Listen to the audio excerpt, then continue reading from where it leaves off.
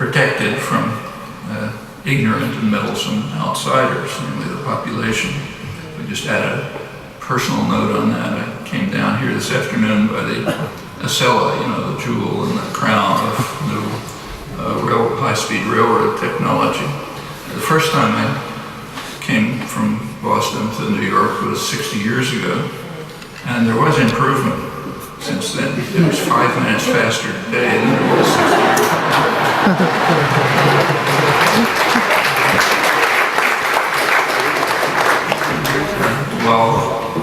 While state corporate power was vigorously promoting privatization of life and maximum waste of energy, it was also undermining the efficient choices that the market doesn't and can't provide. That's another highly destructive built-in market inefficiency. So to put it simply, if I want to get home from work in the evening, the market does allow me a choice between, say, a Ford and a Toyota, but it doesn't allow me a choice between a car and a subway, which would be much more inefficient. And maybe everybody wants it, but the market doesn't allow that choice. That's a social decision. And in a democratic society, it would be the decision of an organized public. But that's just what the elite attack on democracy seeks to undermine.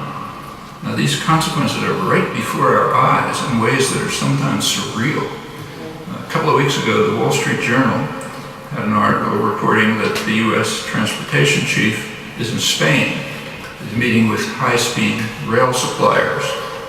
Europe's engineering and rail companies are lining up for some potentially lucrative U.S. contracts for high-speed rail projects.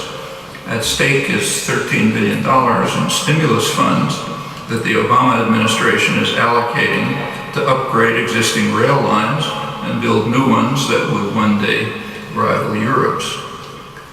So think what's happening. Spain and other European countries are hoping to get U.S. taxpayer funding for high-speed rail and related infrastructure. And at the very same time, Washington is busy dismantling leading sectors of U.S. industry, ruining the lives of workers and communities who could easily do it themselves. It's pretty hard to conjure up a more damning indictment of the economic system that's been constructed by state corporate managers. Surely the auto industry could be reconstructed to produce what the country needs using its highly skilled workforce.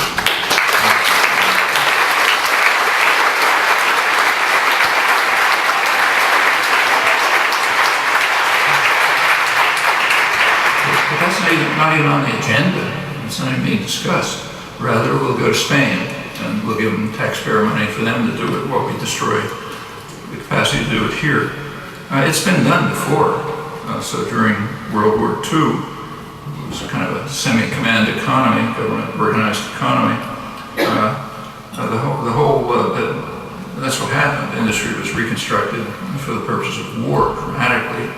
It not only ended the Depression, but it initiated the most spectacular period of growth in economic history. In 4 years, U.S. industrial production just about quadrupled, and that as the economy was retooled for war, and that laid the basis for the golden age that followed. Well, warnings about the purposeful destruction of U.S. productive capacity have been familiar for decades, maybe most prominently by the late Seymour Melman, who many of us knew well. But Melman was also one of those who pointed the way to a sensible way to reverse the process. This state corporate leadership, of course, has other commitments, but there's no reason for passivity on the part of the public, the so-called stakeholders, workers, and community. I mean, with enough popular support, they could just take over the plants and carry out the task of restoring construction.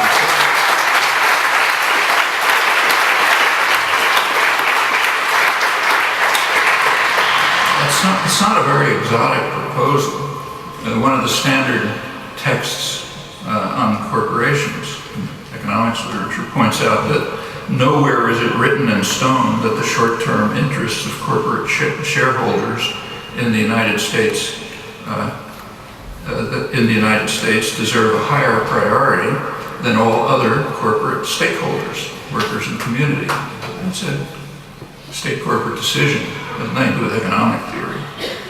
It's also important to remind ourselves that the notion of workers' control is as American as apple pie.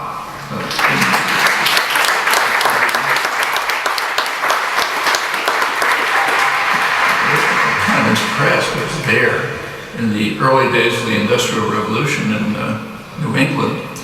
Working people just took it for granted that those who work in the mills should own them. And they also regarded wage labor as different from slavery, only in that it was temporary. And also Abraham Lincoln's view. There have been immense efforts to drive these thoughts out of people's heads to win what the business world calls the everlasting battle for the minds of men. On the surface, they may appear to have succeeded, but I don't think you have to dig too deeply to find out that they're latent and they can be revived. And there have been some important concrete efforts. One of them was undertaken 30 years ago in Youngstown, Ohio, where U.S. Steel was going to shut down a major facility that was at the heart of this steel town. And there were substantial protests by the workforce and by the community. Then there was an effort led by Stoughton Lynd to bring to the courts the principle that stakeholders should have the highest priority. Well, the effort failed that time, but with enough popular support, it could succeed. And right now is a propitious time to revive such efforts, although it would be necessary, and we have to do this, to overcome the effects of this concentrated campaign to drive our own history and culture out of our minds. There was a very dramatic illustration of the success of this campaign just a few months ago. In February, President Obama decided to show his solidarity with working people. He went to Illinois to give a talk at a factory. The factory he chose was the Caterpillar Corporation. Now that was over the strong objections of church groups, peace groups, human rights groups, who were protesting